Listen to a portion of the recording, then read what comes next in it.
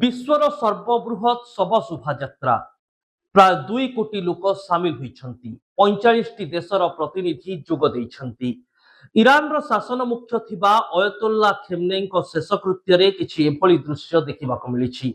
नमस्कार, news room को स्वागत करुछि मु अभिन्न आशुतोष। ईरान अमेरिका इस्राएल युद्धर प्राय 4 मास परे अयतुल्ला खेमनेईଙ୍କର शेषकृत्य संपन्न करा जाउछि।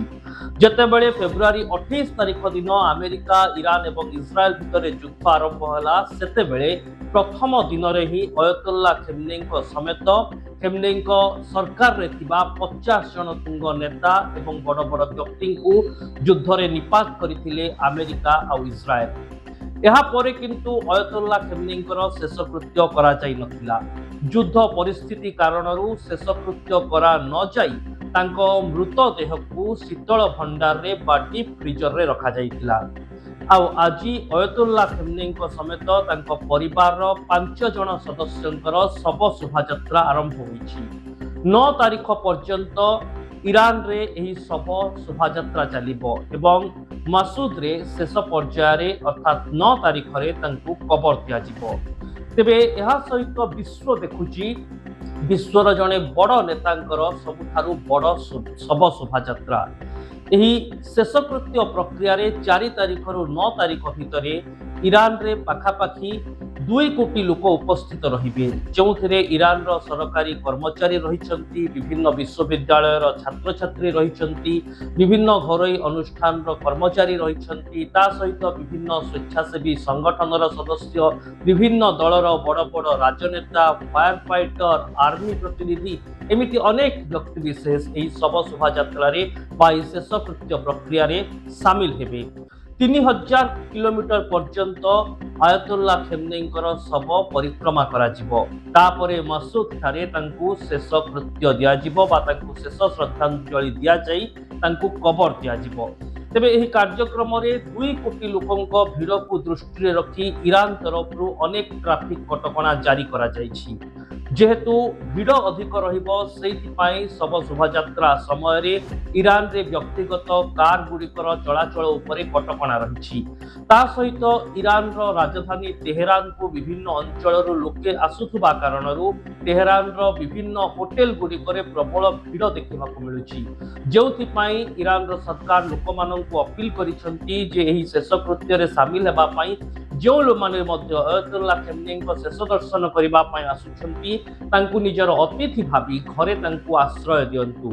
सेपटे ईरान रे जो परंपरा रहिछि बा सिया परंपरा अनुसार जेतेबेले कोनोसी व्यक्ति आउ जनकर शेषकृत्य रे शामिल हुंती सेतेबेले से खाई थिबा दरकार बा किछि खाइबा परे ही शेषकृत्य रे कबर देबा परंपरा रे शामिल होई परिबे। एथि पई ईरान रे पाखापाखी 500 कोटी रुटी तैयारी करिबा पई व्यवस्था करा जायछि। जो माने मध्य अयतुल्ला खेमनेईଙ୍କ अंत्येष्टि क्रिया रे शामिल हेबा पई आसुचंती से माने एही रुटी खाइबे। एथि पई 16 टी मोबाइल सेंटर रहिछि। 16 टी मोबाइल सेंटर रे 500 कोटी रुटी तैयारी हेबो एवं ए रुटी साधारण लोक माननकु खाइबाकु दिया जिवो। तापरे से माने शेषकृत्य रे शामिल हेबे।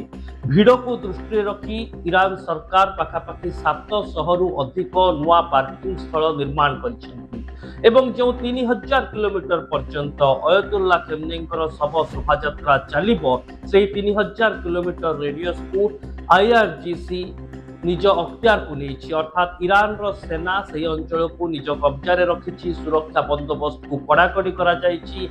आकाश को नो फ्लाइंग जोन घोषणा करा जायछि। एमिति कि ईरान रो किछि नेता एबे मध्य कहउचंती जदि ईरान उपरे एही परिप्रेक्षी रे अमेरिका किंबा इस्राएल आक्रमण करंती तेबे ईरान सबु किछि को ध्वंस करि देबो। ईरान निजर चरम निष्पत्ति नेबो, अर्थात युद्ध बंद होइछि, शांति चुक्ति स्वाक्षरित होइछि। अयतुल्ला खेमनेई जे ईरान रो सर्वोच्च नेता थिले जहाँकर शेषकृत्य संपन्न करा जाउछि, वर्तमान मध्य ईरान रो गोइंदा संस्था आशंका करुछंती जे इस्राएल आक्रमण करि पारे। एभଳି एक बड़ एवं संवेदनशील स्थिति भितरे प्राय 4 मास परे अयतुल्ला खेमनेईଙ୍କ मृतदेहर अंत्येष्टि क्रिया करा जिवो। साधारण रे जेतेबेले मुस्लिम संप्रदायर कोनोसी व्यक्तिंकर देहांत हुए तेबे शीघ्ररु अति शीघ्र तांकर अंत्येष्टि क्रिया करिवार नियम रहिछि, किंतु सिया परंपरा रे एहा मध्ये उल्लेख रहिछि जदि कौनसी कारणरू अंत्येष्टिक्रिया करा जाई पारु नाही तेबे सेही क्षेत्ररे सिया संप्रदायर व्यक्ति माने से मृतदेह को बिना कौनसी केमिकाल दे शीतल भंडार रे रखि पारिबे एवं समान ढंग रे 4 मास पर्यंत शीतल भंडार रे अयतुल्ला खेमनी समेत मृत्युवरण करितिबा तांको परिवार रो 5 जन सदस्यंको मृतदेह को रखा जाइतिला।